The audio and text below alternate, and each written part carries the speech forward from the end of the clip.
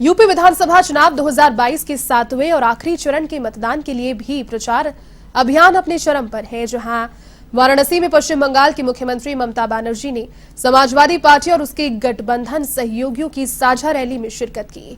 इस दौरान उन्होंने अखिलेश यादव को जितवाने की अपील भी की, तो वहीं मुख्यमंत्री योगी आदित्यनाथ और बीजेपी पर जमकर निशाना साधा। उन्होंने मुख्यमंत्री योगी को भोगी बताकर कहा कि वे सिर्फ भोग में ही लगे रहते हैं, कुछ काम नहीं किया। ममता बनर्जी ने बनारस में काले झंडे दिखाए जाने को लेकर के कहा कि ये बीजेपी की हार की निशानी है।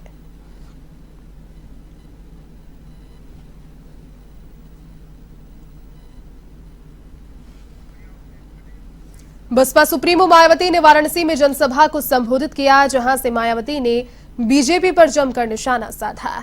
बीजेपी पर आरोप लगाते हुए उन्होंने कहा कि बीजेपी के 5 साल की सरकार में बेरोजगारी और महंगाई से जनता त्रस्त है। बसपा की सरकार बहुमत के साथ बनने जा रही है, इसी वजह से विपक्षी पार्टियों में खलबली मची है।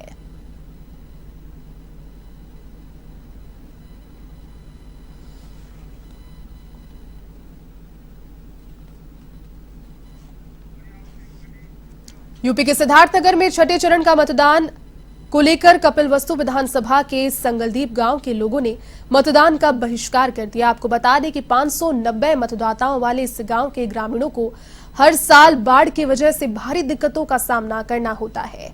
इसके अलावा मूलभूत सुविधाओं से वंचित होने की वजह से इन ग्रामीणों ने प्रदर्शन कर मतदान का बहिष्कार कर दिया। साथ ही आपको बता दें कि वर्ष 2019 के लोकसभा चुनाव में भी इसी गांव वालों ने मतदान का बहिष्कार किया था और अधिकारियों के आश्वासन पर मतदान तब किया था, लेकिन तब से लेकर अब तक इनकी मांगें पूरी नहीं हुई, जिससे लोगों में आक्रोश व्याप्त है।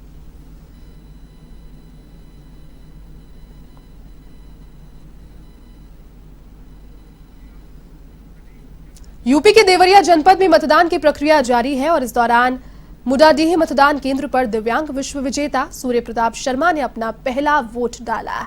तो वहीं जिले में शांतिपूर्ण मतदान को लेकर मतदान बूथों पर पुलिस का कड़ा जाब्ता भी तैनात किया गया।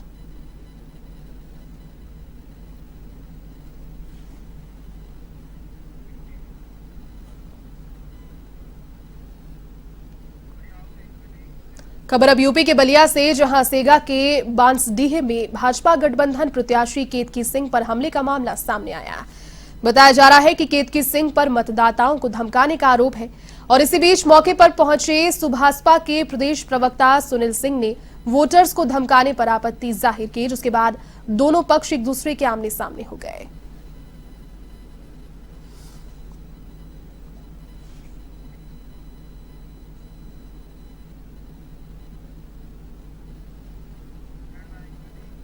यूपी की चुनावी जंग अब अपने अंतिम पड़ाव की ओर है। इसके चलते यूपी में छठे चरण में पूर्वांचल के 10 जिलों की 57 सीटों पर वोटिंग हुई।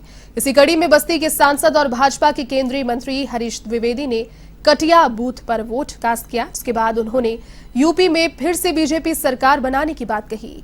इसी के साथ ही अयोध्या में डीएम की ओर से बोर्ड का रंग बदले जाने की बात को भी अफवाह बताया।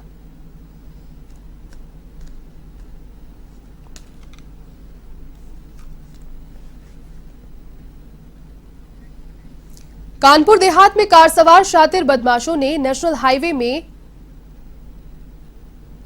एक के बाद एक कई ट्रक चालकों और क्लीनरों के साथ तमंचे के बल पर लूट की घटना को अंजाम दिया। जनपद में एक के साथ कई लूट की वारदात होने से पुलिस अधिकारियों में भी हड़कंप मच गया।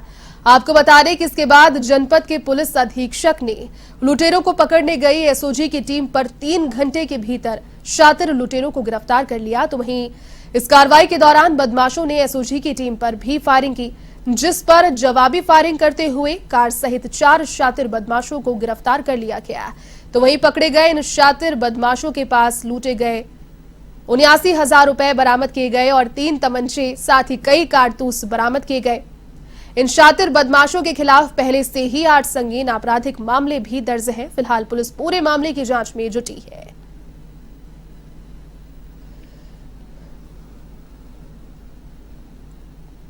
फर्जी नेम प्लेट पे ही है, वो भी प्राप्त हुई मराजो, और उसके साथ साथ असला जिसमें 2 अदद अवैध तमंचे, 5 अदद जिंदा कारतूस, 1 अदद तमंचा 12 बोर, जिंदा कारतूस, इनके एक के पास उस पर ड्राइविंग लाइसेंस था, 2 के आधार कार्ड थे, 1 का वोटर आईडी कार्ड था और 5 अदद मोबाइल, जिनमें 4 स्वयं के रहे और 1 संभवतः एक टूटा हुआ मोबाइल है घटना का जो मौजूद है।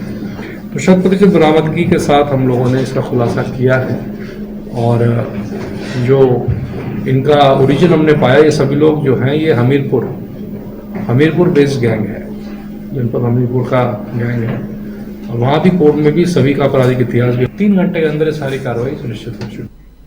उत्तर प्रदेश के रायबरेली में हुए हत्याकांड का खुलासा करते हुए पुलिस ने मृतक की पत्नी और उसके प्रेमी को गिरफ्तार किया।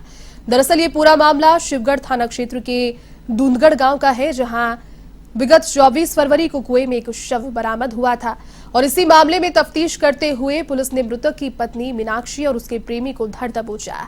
प्रेम संबंध में बाधा बनने पर आरोपियों ने इस वारदात को अंजाम दिया। फिलहाल पुलिस दोनों से गहनता से पूछताछ में जुटी है। मृतक अपने क्रशर को बेच के पाया था, वो 70,000 रुपए बरामद हुए हैं। साथ ही साथ वो गमछा जिससे कि गला घोटा गया था वो बरामद हुआ है। मृतक का मोबाइल फोन बरामद हुआ है, जो चश्मा एक लगाता था मृतक वो बरामद हुआ है और उसके पहने हुए जूते इनकी निशानदेही पर बरामद हुए हैं और शव को पहले ही पोस्टमार्टम करा लिया गया था, जिसमें कि मृत्यु का कारण दम घुटने से आया था। फिरोजाबाद और नारखी थाना पुलिस और क्राइम ब्रांच की टीम को बड़ी सफलता हाथ लगी, जहां टीम ने ऑटो चोरी करने वाले गिरोह का पर्दाफाश किया है। इनके पास से ऑटो और अवैध तमंचे बरामद किए गए। आपको बता दें कि एसएसपी आशीष तिवारी के निर्देशन में संदिग्ध व्यक्तियों और संदिग्ध वाहनों के विरुद्ध अभियान चलाया जा रहा है। पुलिस के अनुसार आरोपी लूट की वारदात को अंजाम देने की फिराक में थे।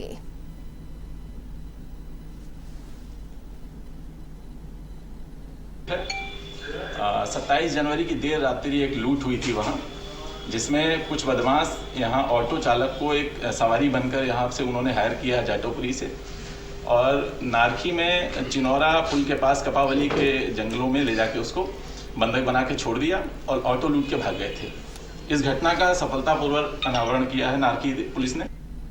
चलिए, इस बुलेटिन में फिलहाल के लिए बस इतना ही। देश और दुनिया की तमाम बड़ी खबरों को देखने के लिए आप देखते रहिए वन टीवी। नमस्कार।